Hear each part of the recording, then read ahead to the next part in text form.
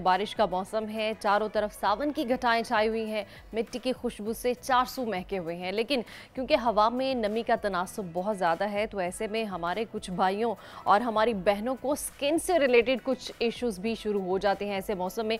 ख़ास तौर पर गर्म मौसम और बारिश के बाद की जो गर्मी है ना, हब्स है, उसकी वजह से जो सेंसिटिव स्किन है वो काफ़ी डैमेज हो जाती है। इससे कैसे बचा जाए और उसका क्या हल निकाला जा सकता है, हम आज इसी हवाले से बात करेंगे। और हमारे साथ मौजूद हैं स्किन स्पेशलिस्ट डॉक्टर मुबशर दाहा। डॉक्टर साहब, बहुत शुक्रिया आपके वक्त का। डॉक्टर साहब, ये जो मौसम में आती तब्दीली है, बारिशें हैं, कभी गर्मी है, कभी हब्स है, इसकी वजह से जो सेंसिटिव स्किन है उसको काफ़ी ज़्यादा इश्यूज हो जाते हैं। तो सेंसिटिव स्किन वालों के लिए भी कुछ बताएं कि वो किस तरह से अपनी केयर करें और इस मौसम से अपनी स्किन को बचा सकते हैं। Thank you very much madam, बहुत शुक्रिया आपका इनवाइट करने का। और जिस तरह से आजकल का मौसम आपको पता है कि जी कि एक तो मानसून का मौसम शुरू हो चुका है, और इससे अगर हम थोड़ा सा पहले की बात करते हैं तो हमारा जो समर सीज़न चल रहा था, अब समर सीज़न जो है ना वो सबसे ज़्यादा डेंजरस होता है स्किन के लिए। बिल्कुल। उसकी रीज़न ये है कि हमारी पब्लिक को बताना ज़रूरी है कि जो सबसे ज़्यादा स्किन डैमेज होती है ना, वो सन एक्सपोजर की वजह से होती है। और जो स्किन के ऊपर रिंकल्स आते हैं, स्किन के ऊपर पिगमेंटेशन होती है, एजिंग साइंस आते हैं, मिलाजमा और छाइयाँ बन जाती हैं, वो सारे के सारे की सबसे बड़ी रीज़न जो है वो सन एक्सपोजर है, धूप में जाना होता है। तो हम लोग ये रिकमेंड करते हैं कि जब आप धूप में जाएं तो सन ब्लॉक का इस्तेमाल करें, कोशिश करें कि फेस को कवर करके रखें, को अम्ब्रेला यूज़ कर लें, कोई ऐसा जो है क्लोथ कपड़ा यूज़ कर लें कि फेस को आप कवर कर लें ताकि आपकी स्किन डैमेज ना हो। हम नेक्स्ट बात करते हैं कि जिस तरह से करंट वेदर है कि मानसून का वेदर स्टार्ट हो चुका है, चाहे कराची हो, इस्लामाबाद हो या हमारा पंजाब हो, तो उसमें केयर करने की ज़रूरत फिर भी है। मतलब ये होता है कि जी कि इस मौसम के दौरान हल्का सा अगर सूरज दरमियान में निकलता है वो भी स्किन के लिए डैमेजिंग होता है। अच्छा। तो जो स्किन की प्रोटेक्शन है वो दोनों मौसमों में, चाहे वो समर सीजन हो या मानसून का, इवन के विंटर सीजन में भी बहुत ज़रूरी होती है। तो इसलिए स्किन की प्रोटेक्शन, स्किन की केयर करना बहुत ज़रूरी है। प्रोटेक्शन में मैं अगेन बताऊंगा कि सन ब्लॉक का इस्तेमाल करें, और यह है कि फेस को कवर करके रखें। बिल्कुल डॉक्टर साहब, सन ब्लॉक का लाजमी इस्तेमाल करना चाहिए। मैं आपसे यहाँ पर एक बहुत इंपॉर्टेंट बात करना चाहूँगी कि ये यूट्यूब पर आजकल वीडियोस आ रही हैं, सोशल मीडिया पर इस तरह के हज़ारों टोटके, DIY और ये सारी चीज़ें, ये सब चीज़ें लोगों में इतनी अवेयरनेस नहीं है। जैसे जो आम ख़वातीन हैं घरों में, वो ये वीडियोस देखती हैं तो इन टोटकों पर भी अमल करना शुरू कर देती हैं। तो क्या आप उनको मैसेज देंगे कि इन टोटकों पर अमल करना चाहिए या नहीं करना चाहिए? देखिए मैडम, बिल्कुल नहीं करना चाहिए। ये बड़ा इंपॉर्टेंट सवाल किया आपने कि आजकल क्या ये बहुत अरसे से चला आ रहा है कि हमारे लोगों में ये अवेयरनेस ना होने की वजह से क्या करते हैं कि जो भी यूट्यूब पे देखा, जिसने जो रिकमेंड कर दिया वो उन्होंने स्टार्ट कर दिया। होता क्या है कि ये उससे स्किन डैमेज हो जाती है, स्किन की जो हेल्थ है वो डैमेज हो जाती है। उसके बाद जब हमारे पास आते हैं तो उसकी करेक्शन या उसके ट्रीटमेंट में काफ़ी टाइम लग जाता है। तो इसलिए मैं तो ये स्ट्रिक्टली मना करता हूँ अपने क्लाइंट्स को और अपने पेशेंट्स को जो हमारे पास आ रहे होते हैं कि ये खुदारा ऐसा कोई भी ट्रीटमेंट, कोई भी ऐसी चीज़ इस्तेमाल ना करें जो डॉक्टर ने रिकमेंड ना की हो। होता क्या है जी, लोग प्रॉपर्ली क्वालिफाइड नहीं होते, उनको स्किन की प्रॉपर स्ट्रक्चर का पता नहीं होता, स्किन की एनाटमी का पता नहीं होता, और क्या करते हैं जी वो ये बताते हैं कि जी कि आप ये क्रीम इस्तेमाल कर लें, ये प्रोटेक्शन कर लें, ये चीज़ें इस्तेमाल कर लें, तो उससे स्किन ना सिर्फ डैमेज होती है बल्कि उसके फिर ट्रीटमेंट में प्रॉब्लम होता है। तो इसलिए ऐसी कोई भी चीज़ इस्तेमाल ना करें जो कि स्किन की हेल्थ को डैमेज करे और बाद में फिर उसके ट्रीटमेंट में बहुत टाइम लगे और काफ़ी एक्सपेंसिव भी हो जाता है वो। जी जी बिल्कुल डॉक्टर साहब, काफ़ी एक्सपेंसिव ट्रीटमेंट होता है स्पेशली स्किन का। अच्छा डॉक्टर साहब, कैसे पता चलेगा कि जो टोटका बताए जा रहे हैं वो सही कौन से हैं और गलत कौन से हैं, उनमें फ़र्क कैसे कर सकते हैं? देखिए, इसका बहुत ही सिंपल फार्मूला है कि अगर कोई प्रॉपरली क्वालिफाइड डॉक्टर आपको बता रहा है, आप समझते हैं कि वो डर्माटोलॉजिस्ट है, वो प्रॉपर क्वालिफाइड है, तो उसका जो ट्रीटमेंट होगा वो डेफिनेटली ठीक होगा। अब हमारे पास ये होता है कि सबसे जो ज़्यादा इस्तेमाल होने वाली चीज़ है वो है रंग गोरा करने वाली क्रीम्स, जिनको हम फार्मूला क्रीम्स बोलते हैं आम ज़बान में। तो होता क्या है जी, उन क्रीम्स में स्टीराइड्स होते हैं, मरकरी होता है, वो स्किन को विद इन फ्यू डेज गोरा तो कर देते हैं, लेकिन उससे क्या होता है, स्किन की हेल्थ डैमेज होती है। तो आपको मैं एक चीज़ बड़े क्लियरली बताना चाहूँगा कि कोई भी ऐसा फार्मूला नहीं है, कोई भी ऐसी चीज़ नहीं है जो विद इन डेज स्किन को गोरा कर दे। हमारे सब कॉन्टिनेंट में, पूरा इंडो पाकिस्तान में ये थोड़ा सा कम्प्लेक्स है, या फिर हम ये कहेंगे कि लोगों को शौक है कि उनका रंग का कलर गोरा हो जाए।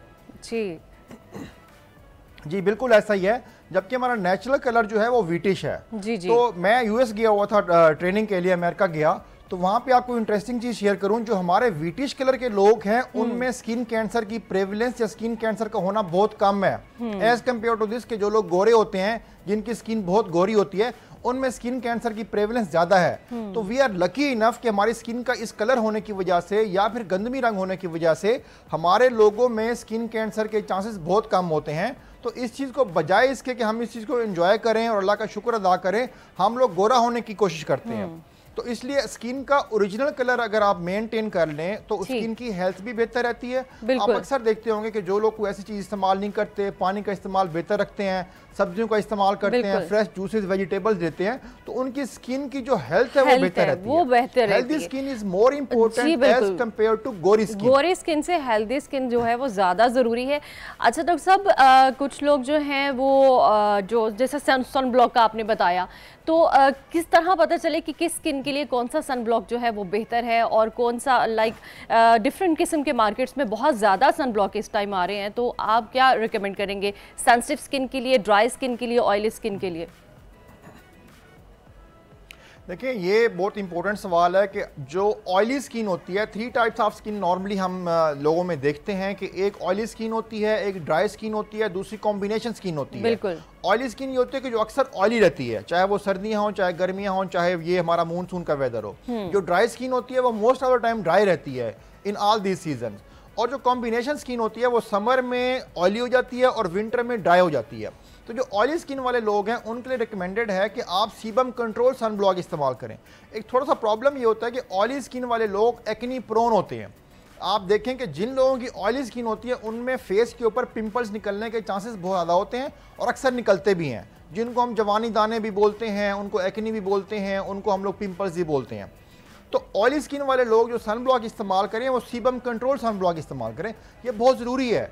अगर सीबम कंट्रोल सन ब्लॉक इस्तेमाल नहीं करेंगे, नॉर्मल सन ब्लॉक इस्तेमाल करेंगे, तो उससे उनकी स्किन के ऊपर पिंपल्स निकलने की रेशो बहुत बढ़ जाएगी। तो इसलिए वो सन ब्लॉक इस्तेमाल ना करें जो कि स्किन को बेहतर करने की बजाय पिंपल्स कॉज कर दे।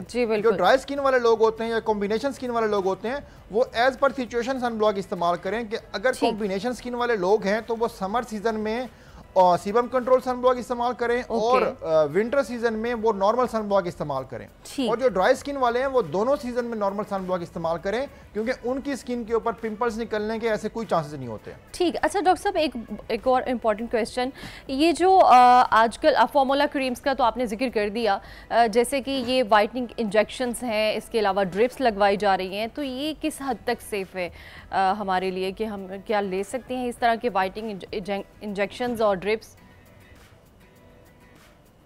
जी बिल्कुल ऐसा ही है कि जो वाइटनिंग इंजेक्शन है एक्चुअली वो ग्लूटाथायोन इंजेक्शन होते हैं। ठीक है। तो ग्लूटाथायोन जो है वो उसमें फिर डिफरेंट विटामिन्स और मिनरल्स भी होते हैं। ठीक है। और वो क्या करते हैं, उनका जो बेसिक काम है वो इम्यूनिटी को बूस्ट करना है। तो उसके एक जो डिफरेंट फंक्शन हैं उनमें से एक फंक्शन ये है कि वो आपकी स्किन के कलर को गोरा भी करता है। तो अब इम्पोर्टेंट ये है कि ये चीज़ देखनी चाहिए कि जो आप वाइटनिंग ड्रिप लगवा रहे हैं तो उसका फार्मूला क्या है, मतलब क्या वो एक्चुअल पाकिस्तान में उसकी मैन्युफैक्चर नहीं होती, प्रोडक्शन भी नहीं होती, वो इंपोर्ट की जाती हैं।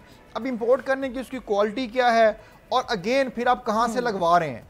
अगर डॉक्टर आपको ये वाइटनिंग ड्रिप कहें या फिर ग्लूटाथायोन इंजेक्शंस कहें या ग्लूटाथायोन ड्रिप कहें, अगर वो लगा रहे हैं तो इस बात के लिए मैं श्योर हूं कि जी कि वो कभी भी आपकी हेल्थ के ऊपर कंप्रोमाइज नहीं करेंगे। वो यकीनन इस चीज को फोकस करेंगे कि हमारे जो पेशेंट्स हैं या क्लाइंट्स हैं उनकी हेल्थ कंप्रोमाइज नहीं हो।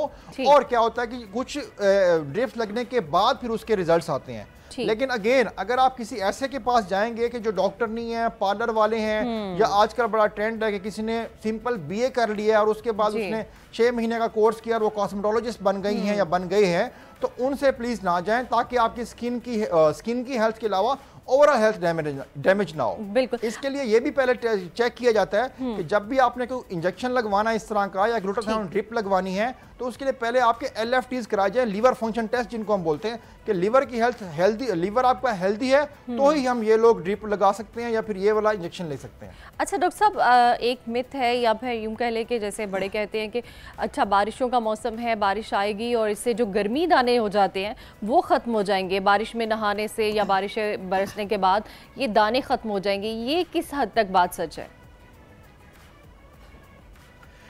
देखें, बारिश आने के बाद जब मूनसून सीज़न में जब बारिशें बढ़ जाती हैं तो ऐसा कुछ भी नहीं होता कि हम कहें गर्मी दाने ख़त्म हो जाते हैं, जबकि एक्चुअल मैंने आपको बताया है कि जो हमारा मूनसून वेदर होता है इसमें हमारी स्किन की ऑयली होने के चांसेस बढ़ जाते हैं। इवन के जो कॉम्बिनेशन स्किन वाले लोग होते हैं उनकी भी स्किन ऑयली हो जाती है। तो जो ऑयली स्किन है वो एक्नी प्रोन है, वो दाने बढ़ाती है, ना कि दानों को कम करती है। तो इसलिए ऐसी कोई सिचुएशन नहीं है, ऐसी कोई बात नहीं है। और हम ये रिकमेंड करते हैं नॉर्मली कि अगर इस तरह के सीजन में स्किन ज़्यादा ऑयली हो रही है तो आप फेस को ज़्यादा वॉश करें। आई मीन के फेस के ऊपर जो ऑयली स्किन है इसको ज़्यादा कम्युलेट ना होने दें। ऑयली स्किन एक्चुअली सीबम होता है, तो उसको ज़्यादा देर ना वहाँ पे ना रहने दें ताकि वो उसकी इन्फेक्शन का कॉज ना बने। इसका थोड़ा सा आपको बता दूं कि जो सीबम होता है वो हमारे जो स्किन के पोर्स होते हैं उसमें एक्यूमुलेट होके उसमें इन्फेक्शन काज करता है, जिसकी वजह से पिंपल्स निकलते हैं। तो इस वेदर में यकीनन ऑयली स्किन बढ़ जाती है या स्किन के ऑयल होने के चांसेस बढ़ जाते हैं, जिसकी वजह से ज़्यादा गर्मी दाने निकल सकते हैं, ज़्यादा दाने निकल सकते हैं। तो इसलिए ऐसी कोई बात नहीं है कि जी इस मौसम में बारिश में नहाएं तो आपके गर्मी दाने ठीक हो जाएंगे। अच्छा, ये बात दुरुस्त नहीं है। चलिए ठीक है डॉक्टर साहब, बहुत शुक्रिया आपके वक्त का। आपके तवस्सुत से हमारे नाजरीन को काफ़ी इन्फॉर्मेशन मिली है।